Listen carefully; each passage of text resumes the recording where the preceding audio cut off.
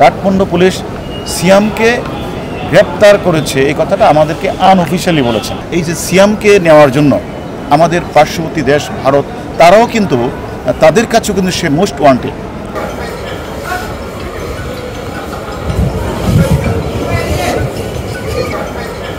যেদিন যাই সেদিন আপনাদের সাথে কথা বলেছিলাম আমি যে আমরা যাচ্ছি মূলত দুটি বিষয়কে ঘিরে। একটি হচ্ছে আপনারা জানেন যে কলকাতার মাটিতে আমাদের জনপ্রিয় সংসদ সদস্য আনোয়ারুল আজিম সাহেব হত্যাকাণ্ড। আরেকটি ঘটনা হচ্ছে বাংলাদেশ থেকে অনেকেই অপরাধ করে হত্যা বা বিভিন্ন মামলা তারা আসামিরা তারা কোনো সময় ইন্ডিয়া দিয়ে কাঠমান্ডু চলে যায় অথবা বাংলাদেশ থেকেও কাঠমান্ডু চলে যায়। সেখানে গিয়ে তার এই অপরাধীরা সেখানে থাকে এবং সেটাকে রোড হিসেবে ব্যবহার করে। আমাদের যে আনার যে এমপি সাহেবের হত্যাকাণ্ডের ঘটনা সেখানেও আপনারা লক্ষ্য করেছেন যে বাংলাদেশ থেকে যে মূল যে প্ল্যানার বেনিফিশিয়ারি মদতদাতা আখতারুজ্জামান শাহীনও সে ঢাকা থেকে দিল্লি থেকে কাঠমান্ডু গিয়ে অবস্থান করেছেন একদিন। আবার আরেকজন যে আখতারুজ্জামান শাহীনের যে মূল যে সহচর সিয়াম সেও 1-1.5 মাস আগে একবার গেলেন ইন্ডিয়া। সেখানে গিয়ে সেখানে বোম্বে থেকে যে জিহাদ হাওলাদারকে খবর দিয়ে এনে সেখানে হত্যাকাণ্ড সংঘটিত হওয়ার পৈশাচিকভাবে লাশটা গুম করার উদ্দেশ্যে জিহাদ এবং সিয়াম বিভিন্ন জায়গাগুলিতে আলামত নষ্ট করা, আলামতকে বিভিন্ন জায়গায় ফেলে দেওয়া, ডিসপোজ করা, এই কাজটা করা। সে বিভিন্ন গাড়ি সংগ্রহ গাড়ি থেকে বিভিন্ন গাড়িতে পরিবর্তন করা, এই সবগুলি কাজ সিয়াম সে কাজটি করেছে। সেও সেখানে বিশেষ করে তদন্তকারী কর্মকর্তাদের দৃষ্টিভঙ্গি চেঞ্জ করার জন্য সে ওই মুজাফফরাবাদ বিহারে গিয়ে সে 4টা সিমে 4টা রিং দিয়ে সে কিন্তু আবার ইলিগেল হয়ে সে আবার কাঠমান্ডু চলে যায়। এরকমভাবে বাংলাদেশের অনেক অপরাধী তারা বাংলাদেশে অপরাধ করে কখনো কলকাতা দিয়ে কাঠমান্ডু অথবা বাংলাদেশে সরাসরি কাঠমান্ডু চলে যায়। সেই কারণে ওই দিন আমরা আপনাদেরকে বলেছিলাম যে আমরা সেখানে যাব, সেখানে গিয়ে আমরা তারা এখানে কোথায় থাকে, তারা কী কাজটি করে এবং আমরা সেখানে কলকাতা কাঠমান্ডুর যে পুলিশ ঊর্ধ্বতন কর্মকর্তাদের সাথে আমরা কথা বলেছি। এবং আপনারা জানেন যে এই আসামি বিশেষ করে সিয়াম যখন কাঠমান্ডুতে অবস্থান করেন আমরা যখন খবর পেলাম আমাদের যে মূল যে ঘাতক শিমুল ভুইয়া যখন আমাদের কাছে সব স্বীকার করলেন তখন আমরা কিন্তু 25 তারিখেই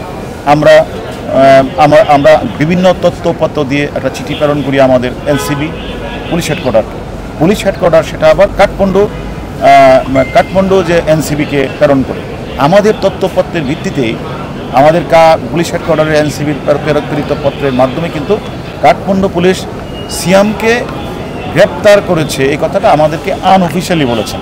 আমরা তারপরে সেখানে গিয়ে বিভিন্ন তথ্যপত্রের সঙ্গে বিভিন্ন হোটেলগুলি ছিল সেগুলিতে আমরা করেছি। কলকাতা কাঠমান্ডু পুলিশে বিভিন্ন স্তরের কর্মকর্তাদের সাথে আমরা কথা বলেছি যে এখানে তাদের সাথে আমাদের ইন্টারাকশন হয়েছে এবং আমরা বলেছি যে এখানে এসে কিছু অপরাধীরা তারা মানুষকে জিম্মি করে বাংলাদেশে টাকা নিয়ে আসে, এই সকল বিষয়গুলি আপনাদেরকে একটু দেখভাল করতে হবে।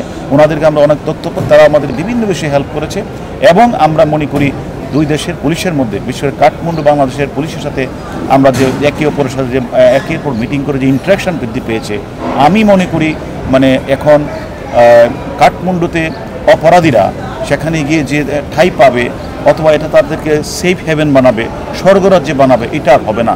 এই বার্তাটা তারা পেয়েছে আমাদের কাছে। কাঠমান্ডু পুলিশ সিয়াম সম্পর্কে যে কথাটি বলেছে সে আনঅফিশিয়ালি আমাদেরকে জানিয়েছে সে অ্যারেস্ট এবং আমরা অনেক তাদের যে গোয়েন্দা তদন্তকারী কর্মকর্তাদের সাথে আমরা কথা বলেছি। আপনি জানেন যে সিয়ামের হয়তো বলবেন আপনারা যে সিয়ামকে আনার ক্ষেত্রে কোনো জটিলতা আছে কিনা সে প্রশ্নটা আপনারা বলছেন অনেকেই। বিষয়টা হচ্ছে যে আমরা তাদের সাথে একাধিকবার কথা বলেছি এবং আপনারা জানেন বাংলাদেশের সাথে কাঠমান্ডুর এখানে কোনো এক্সট্রাডিশন ট্রেডি নাই। একটা ছিল যেটা ইমিগ্রেশন যে এখানে পুশব্যাক করা বা ডিপোর্ট করে দেওয়া, কারণ কোনো দেশের একটি দেশে যখন অন্য দেশের নাগরিক অবৈধভাবে সেখানে থাকে তখন ওই দেশের কর্তৃপক্ষ ইচ্ছা করলে তাকে পুশব্যাক করে বা ডিপোর্ট করে তার কান্ট্রি অফ অরিজিনে ওইখানে প্রেরণ করতে পারে ইমিগ্রেশন। এবং আপনারা দেখেছেন এর আগেও বঙ্গবন্ধু হত্যার মামলায় থাইল্যান্ড থেকে বজলুল হুদা এবং মার্কিন যুক্তরাষ্ট্র থেকে মেজর মুহিউদ্দিনকে কিন্তু এভাবে ইমিগ্রেশন ল প্রেরণ করা হয়েছিল। আমরাও কিন্তু এই বিষয়টা নিয়েও কিন্তু আমরা কথা বলেছি, যেহেতু আমাদের সাথে আমাদের এক্সট্রাডিশন ট্রিটি নাই ইমিগ্রেশন, এর মধ্যে দেখা যাচ্ছে যে এই যে সিয়ামকে নেওয়ার জন্য আমাদের পার্শ্ববর্তী দেশ ভারত, তারাও কিন্তু তাদের কাছেও কিন্তু সে মোস্ট ওয়ান্টেড এবং তাদের কাছে আমি মনে করি যে মানে তারা সেখানে তাকে আমি বলি মোস্ট নিডফুল কান্ট্রি হিসেবে তারা তাকে দাবি করেছে। কারণ আমরা জানেন দুটি ঘটনা, এখানে দুটি মামলা রুজু হয়েছে। একটি মামলা রুজু হয়েছে বাংলাদেশে, সেটা হলো অপহরণের মামলা 364, আরেকটি মামলা রুজু হয়েছে ইন্ডিয়ার মাটিতে অর্থাৎ কলকাতায়, সেটা হলো খুনের মামলা। এবং খুনটা সেখানে সংঘটিত হয়েছে, সেখানেই আনোয়ার আজিজ সাহেবকে হত্যা করে পৈশাচিক চাহিদায় তাকে গুম করার উদ্দেশ্যে তাকে কিন্তু বিভিন্ন জায়গায় ডিসপোজ করা হয়েছে। সেক্ষেত্রে তারাও তাকে মোস্ট ওয়ান্টেড হিসেবে চেয়েছে।